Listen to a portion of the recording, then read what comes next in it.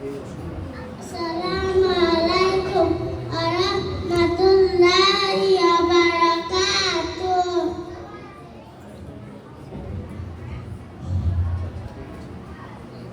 এক নম্বর হাদিস শরীফ قال النبي صلى الله عليه وسلم أخلص دينك يكفيك العمل القلب।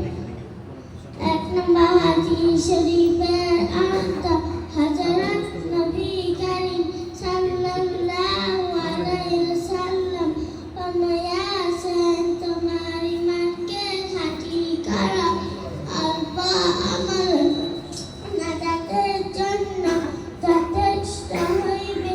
দুই নম্বর হাদিস শরীফ খায়রুকুম মান তাআল্লামাল কুরআন ওয়া আল্লামা।